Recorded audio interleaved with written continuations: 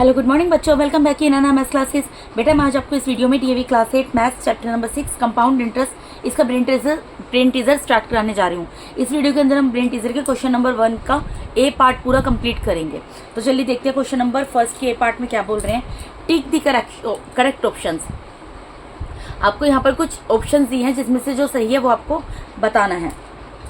जैसे इसके first part में क्या बोल रहे हैं, for a given rate of interest and time what is more profitable to the depositor. अगर आपको रेट ऑफ इंटरेस्ट पता हो और टाइम पता हो तो ज़्यादा फायदेमंद कौन सी चीज़ होगी डिपॉजिटर के लिए। सपोज कीजिए आप बैंक में गए, डिपॉजिटर कौन होता है बेटा, जो पैसे को डिपॉजिट करता है, जमा करता है। सपोज करो आप बैंक में गए, आपने बैंक में जाके बोला कि मेरे पास ये 10,000 रुपीज़ है, आप इसको जमा कर लीजिए, मैं इसको आपके पास 3 ईयर्स के लिए जमा कर रहा हूँ, ठीक है।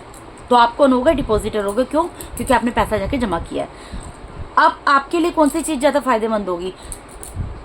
इनके कहने का मतलब है कि आपको ये पता है रेट ऑफ इंटरेस्ट, सपोज करो 10,000 रुपीज़, बैंक बोलता है ठीक है आप 10,000 रुपीज़ मेरे पास जमा कर रहे हो, मैं आपको इसके ऊपर 10% पर एनम के हिसाब से इंटरेस्ट दूंगा। और आपने कितने टाइम के लिए जमा किया वो पैसा, 3 ईयर्स के लिए। यानी आपको टाइम पता है, आपको प्रिंसिपल भी पता है, आपको रेट ऑफ इंटरेस्ट भी पता है। तो आपको किस में ज़्यादा फायदा होगा, आपको बैंक कंपाउंड इंटरेस्ट देगा उसमें ज़्यादा फायदा होगा, या सिंपल इंटरेस्ट देगा उस पर ज़्यादा फायदा होगा, या बोथ आर इक्वली प्रॉफिटेबल, दोनों चीज़ें बराबर मात्रा में आपके लिए फायदेमंद होंगी, या कैन नॉट बी डिटरमाइन, या हम इसका पता नहीं लगा सकते। देखिए बेटा कंपाउंड इंटरेस्ट में आपको ज़्यादा फायदा होगा। क्यों? क्योंकि देखो ऐसा तो है नहीं हम पता नहीं लगा सकते, वैसे हम पता लगा सकते हैं, हम कैलकुलेट करते आ रहे हैं, मैंने क्वेश्चन में आपको सिखाया है। और दूसरी चीज़, सिंपल इंटरेस्ट और कंपाउंड इंटरेस्ट इक्वली प्रॉफिटेबल तो होता नहीं है। क्यों? क्योंकि सिंपल इंटरेस्ट में अगर आप डिपॉजिटर है, अगर आपने पैसा जमा किया है, आपके पॉइंट ऑफ व्यू से अगर देखा जाए तो आपको तो पैसा मिलेगा ना। तो सिंपल इंटरेस्ट तो आपको कम मिलेगा, जबकि कंपाउंड इंटरेस्ट आपको ज़्यादा मिलेगा। तो आपको किस में फ़ायदा होगा, कंपाउंड इंटरेस्ट में फ़ायदा होगा। क्योंकि देखिए आपने 10,000 रुपीज़ जमा किए, ठीक है, 1 ईयर के बाद उसके ऊपर 10% के हिसाब से कितना आपको वो मिला, मतलब कितना आपको इसमें रेट ऑफ इंटरेस्ट के हिसाब से कितना आपको मिलेगा एक्स्ट्रा पैसा। सिंपल इंटरेस्ट कितना मिलेगा आपको, 1,000 रुपीज़ मिलेगा 10,000 के ऊपर, ठीक है। 1,000 रुपीज़ मिल गया, तो यानी कि आपका प्रिंसिपल क्या हो गया।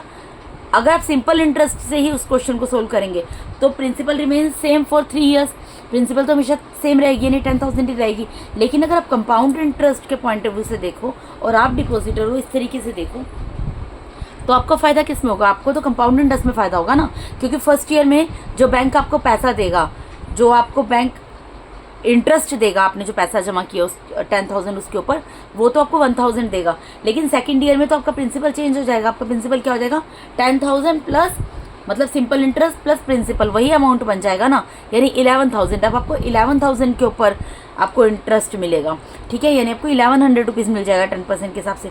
तो आपको किस में फ़ायदा हो रहा है, आपको कंपाउंड इंटरेस्ट में फ़ायदा हो रहा है ना बेटा। इसीलिए अगर आपको ये पता हो रेट ऑफ इंटरेस्ट, टाइम पता हो, तो आप डिपॉजिटर हो अगर, तो आपको किस में ज़्यादा फ़ायदा होगा, कंपाउंड इंटरेस्ट में फ़ायदा होगा, ठीक है जी। अब इसके सेकंड पार्ट पे देखते हैं। सेकंड पार्ट में क्या बोल रहे हैं, a sum of rupees 10,000 at 8% per annum for 6 months compounded quarterly amounts to. यहाँ पर आपको देखिए, यहाँ पर आपको ये भी बता दिया प्रिंसिपल कितनी है, असम ऑफ मतलब प्रिंसिपल कितनी है 10,000 रुपीज़, रेट ऑफ इंटरेस्ट कितना है 8% पर एनम, ठीक है, और टाइम कितना दिया 6 मंथ्स दिया, कंपाउंडेड क्वार्टरली। और कैसे सोल्व करना है क्वार्टरली, तो अमाउंट कितना होगा, यानी कि अगर आपका प्रिंसिपल 10,000 है, उस पर rate of interest 8% per annum है और 6 मंथ का टाइम है। अगर आपको कंपाउंडेड क्वार्टरली के हिसाब से अमाउंट निकालना हो इस सिचुएशन में, तो वो क्या होगा। सपोज करो बैंक में गए, अपने बैंक में जाके 10,000 रुपीज़ जमा किए, बैंक ने बोला ठीक है हम आपको 8% पर एनम के हिसाब से इसके ऊपर इंटरेस्ट देंगे, ठीक है, और हम आपका हर 6 मंथ में मतलब 6 मंथ के लिए आपने जाके पैसा जमा किया और बैंक बोल रहे हैं हम आपके हर क्वार्टर में इंटरेस्ट आपको देंगे। तो आपको कितना अमाउंट मिलेगा लास्ट में, ये आपको पता लगाना, ठीक है। तो पहले सबसे क्या होता है, जो हमें चीज़ें पता होती हैं वो हम लिख लेते हैं। हमें इसमें प्रिंसिपल पता है, प्रिंसिपल कितनी है बेटा, ₹10,000, ठीक है। उसके बाद क्या लिखते हैं, रेट ऑफ इंटरेस्ट,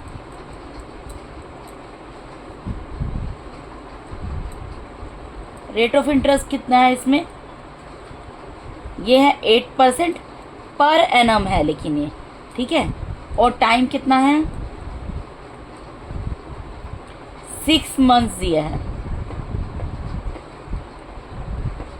ठीक है। और आपको ये क्वेश्चन कैसे सोल्व करना है, क्वार्टर के हिसाब से सोल्व करना है। आपको क्या निकालना है, अमाउंट। तो पहले मुझे क्वार्टर के हिसाब से सोल्व करना है, तो मुझे क्या करना पड़ेगा, रेट ऑफ इंटरेस्ट को डिवाइड करना पड़ेगा और टाइम को मल्टीप्लाई करना पड़ेगा।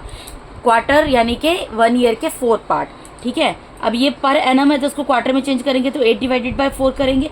डिवाइड करना होता है 4 1 4, 4 2 8, यानी हमारा क्वेश्चन किसके हिसाब से सोल्व होगा, 2% पर क्वार्टर।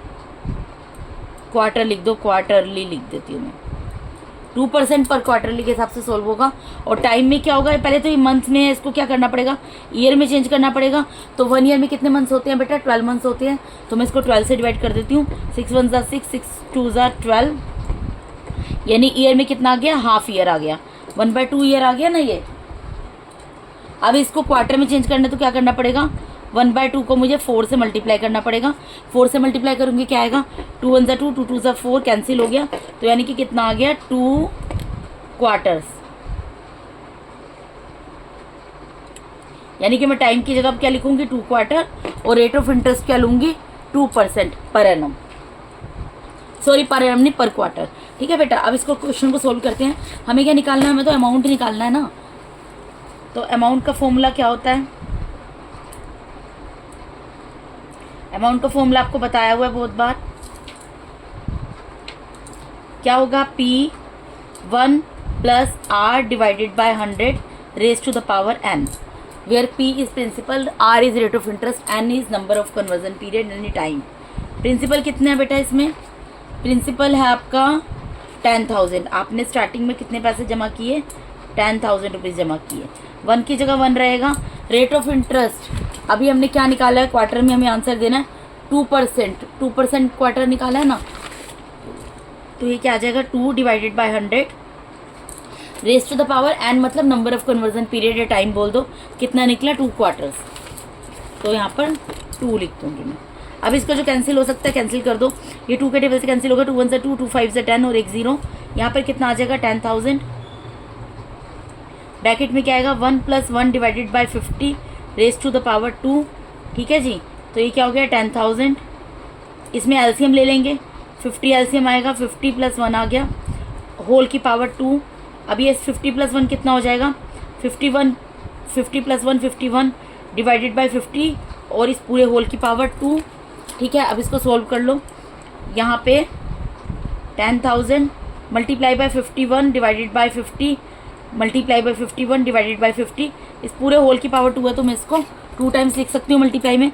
अब 51 को 51 से मल्टीप्लाई करके देख लेते हैं क्या आएगा। ठीक है, यहाँ पर कर लेती हूँ मैं, 51 मल्टीप्लाई बाय 51, 1 1 1, 1 5 5, मल्टीप्लाई 5 1 5, 5 5 25, कितना आ गया, ये 2601 आ गया। ठीक है, और यहाँ पर पहले हम क्या कर सकते हैं, नीचे की चीज़ें कैंसिल हो जाएगी। देखिए 1 0 से 1 0 कैंसिल हो गया, 1 0 से 1 0 कैंसिल हो गया, 5 1 5, 5 2 10 और 1 0, 5 1 5, 5 4 20। यानी कि यहाँ पर हमारा क्या आ चुका है बेटा, यहाँ पर हमारा आ चुका है 4 मल्टीप्लाई बाय 51 मल्टीप्लाई बाय 51।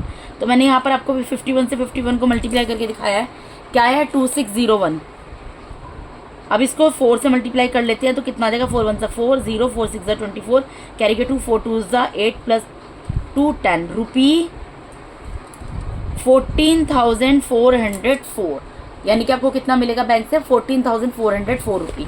ठीक है, यानी कि इसमें कौन सा ऑप्शन, हमें ऑप्शन दिया ना यहाँ पर, तो कौन सा ऑप्शन सही आंसर है इसका, 4th पार्ट। ठीक है, अब इसके नेक्स्ट पार्ट में मूव करते हैं। नेक्स्ट पार्ट में क्या बोल रहे हैं, in A stands for amount, in A amount sorry amount is equals to P1 + R divided by 100 raise to the power n। ये किसका फॉर्मूला लिख दिया, अमाउंट का फॉर्मूला लिख दिया। और ये बोल रहे हैं इसके अंदर ए स्टैंड्स फॉर, इसके अंदर ए का मतलब क्या है, टाइम पीरियड। ए मतलब ये पूरा फॉर्मूला किस चीज़ का है, ये टाइम पीरियड का फॉर्मूला। टाइम तो बेटा इसकी पावर होती है, तो इसका फॉर्मूला तो हो नहीं सकता। प्रिंसिपल का फॉर्मूला भी नहीं है, क्योंकि प्रिंसिपल तो इसके खाली स्टार्टिंग में आती है। फिर प्रिंसिपल प्लस इंटरेस्ट का फॉर्मूला है ये, या फिर इंटरेस्ट का फॉर्मूला है। इंटरेस्ट का फॉर्मूला भी ये नहीं होता, क्योंकि इंटरेस्ट का फॉर्मूला क्या होता है, अमाउंट माइनस प्रिंसिपल। ठीक है, तो ये हम यहाँ पर क्या निकालते हैं बेटा, आप खुद सोचो।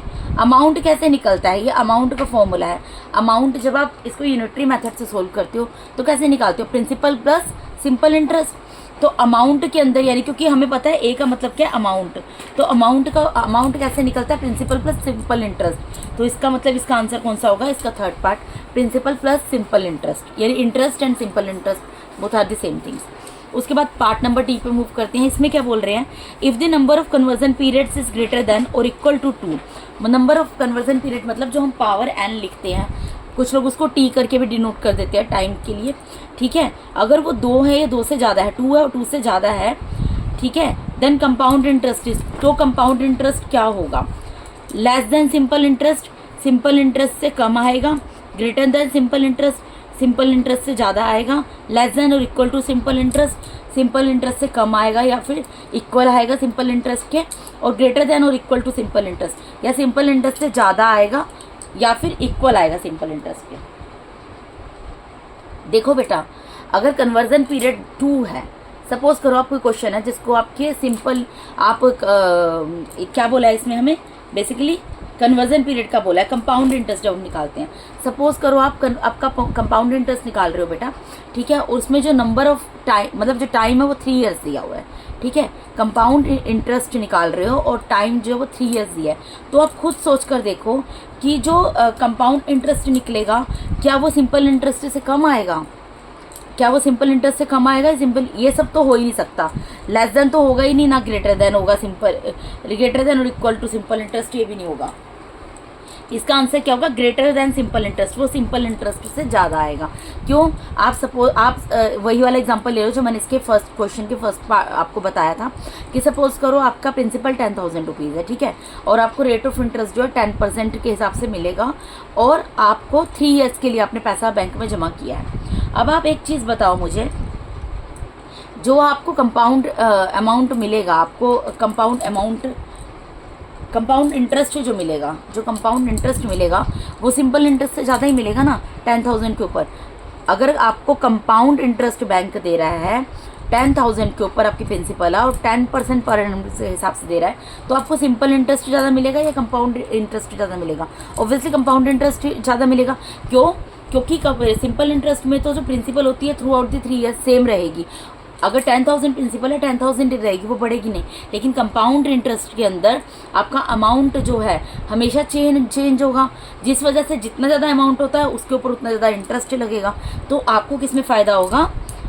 आपको कंपाउंड इंटरेस्ट में फ़ायदा होगा। कंपाउंड इंटरेस्ट जो आपका सिंपल सी बात है, यहाँ पर सिंपल इंटरेस्ट से ज़्यादा मिलेगा आपको, ठीक है। तो इसका आंसर होगा ग्रेटर देन सिंपल इंटरेस्ट। उसके बाद ई पार्ट है, इसमें क्या बोल रहे हैं, Reema wants to do a 1 year deposit, she should opt for. Reema जो है वो चाहती है को 1 साल के लिए डिपॉजिट कर दे जाकर, तो उसको कौन सा ऑप्शन ऑप्ट मतलब कौन सा चीज़ लेनी चाहिए? अ सिंपल इंटरेस्ट ऑफ 10%, वो मतलब इसको चुने कि वो सिंपल इंटरेस्ट उसको बैंक कर दे। सपोज आप रीमा हो या आप बॉय हो तो अपने हिसाब से नाम कोई भी सोच लो। आप बैंक में जाते हो, आप 1 साल के लिए पैसा डिपॉजिट करना चाहते हो, तो अगर आपको ऑप्शन मिले ये 4, बैंक आपको बोले आप इनमें चारों में से कोई एक ऑप्शन चूज़ करो, तो आपका पैसा है ना, आप तो यही चाहोगे ना कि अगर मैं सपोज 10,000 रुपीज़ जमा कर रहा हूँ तो मुझे ज़्यादा से ज़्यादा पैसा 1 साल के बाद इंटरेस्ट के तौर पर जुड़कर मिले मेरे प्रिंसिपल के साथ, ताकि मुझे ज़्यादा फ़ायदा हो। तो आप कौन सा ऑप्शन लोगे? आप सिंपल इंटरेस्ट बैंक बोल रहा है या तो 10% ले लो, सिंपल इंटरेस्ट में तो आपको ज़्यादा फ़ायदा होगा नहीं। या बैंक आपको बोल रहा है कंपाउंड इंटरेस्ट ले लो 10% कंपाउंडेड क्वार्टरली का मतलब क्या होता है? 1 साल में 4 बार आपको इंटरेस्ट देगा बैंक और कंपाउंड इंटरेस्ट देगा, ठीक है। थर्ड ऑप्शन है compound interest of 10% compounded annually, या फिर बैंक जो आपको 10% के हिसाब से कंपाउंड इंटरेस्ट देगा लेकिन 1 साल में 1 बार इंटरेस्ट देगा। या फिर compound interest of 10% compounded half yearly, या फिर बैंक आपको कंपाउंड इंटरेस्ट देगा 10% देगा लेकिन 1 साल में 2 बार देगा। तो आप खुद सोचो, जितनी ज़्यादा बार आपको इंटरेस्ट मिलेगा उतना ज़्यादा आपको फ़ायदा होगा ना। तो इसलिए आप कौन सा ऑप्शन चूज़ करोगे? Compound interest of 10% compounded quarterly.